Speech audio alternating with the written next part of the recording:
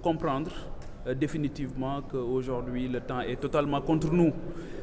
On n'a pas le temps, mais le rapport que nous avons avec le temps, avec la ponctualité, c'est un rapport qui est extrêmement trouble. Et je pense qu'aujourd'hui, de part et d'autre, nous avons intérêt à faire des efforts dans ce sens-là pour pouvoir être à l'heure, parce que les gens n'ont pas les mêmes préoccupations. Je fais allusion à des gens qui, quand même, au-delà du travail de l'Assemblée nationale, peut-être ont un certain inconfort lié peut-être à la santé et d'autres.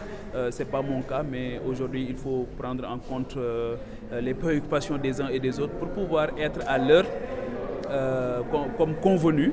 Nous avons été convoqués à 10h et je pense que les travaux préparatoires, préalables devraient être faits avant 10h ou bien même la veille pour permettre quand même d'aller plus vite. Maintenant, ça pose un autre problème.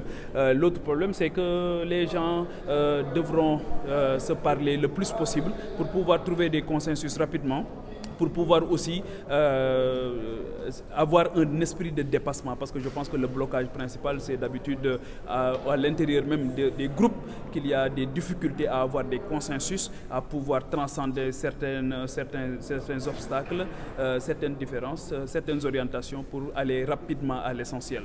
Et je pense qu'il faut davantage du leadership en Afrique et au Sénégal. Malheureusement, on note énormément de bureaucratie.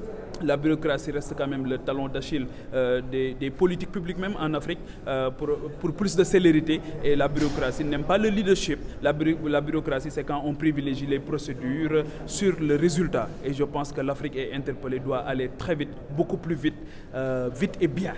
Vite et bien, c'est ça que les populations aujourd'hui nous demandent, et on interpelle aussi l'administration parlementaire de faire davantage des efforts dans ce sens pour leur permettre quand même d'aller vite et bien. Abdou a dit que dans la salle, il n'y a que des députés de Benno qui sont là. Les députés de Yewwi ne sont pas là.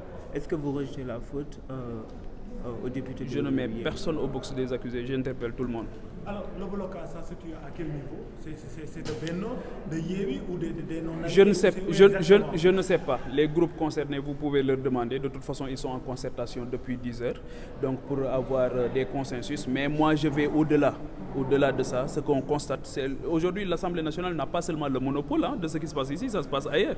Ça se passe même à la présidence. Donc, je pense que c'est le peuple sénégalais qui est interpellé pour comprendre que les populations, comme on le dit en Wolof, donc les populations nous attendent sur les choses qui sont essentielles, et je pense qu'on a intérêt quand même à faire ce pourquoi nous avons été élus, ce pourquoi les populations nous ont choisis, et de la transcendance, du dépassement. Et c'est ça qui est ressorti des élections du 31 juillet 2022.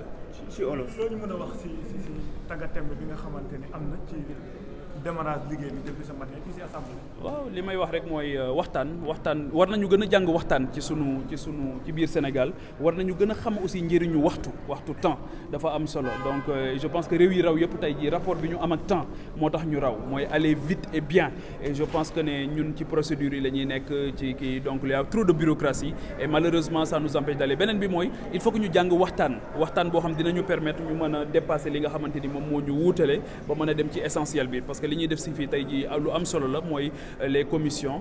Donc loolu mënoon nañ koo def démb wala fan yi ñu romb ba nga xamante ni sax tey jii bu ñu ñëwee dinañ gaaw, parce que wax dëgg yàlla toog nañ fi toogaay ni ma ko doon wax léegi ci wolof, am na ñu bari ñoo xam xëy na seen yaram sax mayu leen ñu yàgg ci toogaay benn yàggaay bi. Donc loolu moo tax tey jii li tax sénégalais yi tànnuñu mooy ñu waxtaane mbënd mi, ñu waxtaane suñu gazu Sénégal, waxtaane pétrole Sénégal, waxtaane li nga xamante ni moom mooy xëyu ndaw ñi. Loolu dañ ñu ci xaar bu baax a baax moo tax yii daal nañu gaaw romb ko jublu ci li nga xamante ni moo tax sénégalais yi fal ñu. Maintenant, est-ce que trouver un responsable yooyu par rapport à la situation, dem leen ngeen laaj leen ñoom fan la problème bi nekk. Ñun de toute façon depuis 10 heures on est là, on n'a pas été en retard, donc ñoo ngi toog di xaar ñoom saa bu ñu paree rek ñu ñëw ñu waxtaane li nga xamante ni moom la ñu sénégalais yi li tax ñu yebal ñu ci barab bi. déggoo nee naa la xaw ma Yewwi la fa xew xaw ma ko, Benno la fa xew xaw ma ko. Administration parlementaire wax naa la interpellé nañ leen, administration parlementaire, mais lii gis nga du fii rek de Sénégal gi yëpp la, moo xew ci seen rédaction yi, moo xew ci palais de la République, moo xew fépp. waaw lii moom problème mu Sénégal la boo xam war nañ ci góorgóorlu ñun ñëpp a ci war a góorgóorlu donc tout le monde est au box des accusés loolu tam muy dëgg waaw nekk fii naan diw la Samba la wala Demba la tamit wax dëgg yàlla c'est vouloir trouver un coupable du jour mais nous sommes tous coupables. Merci.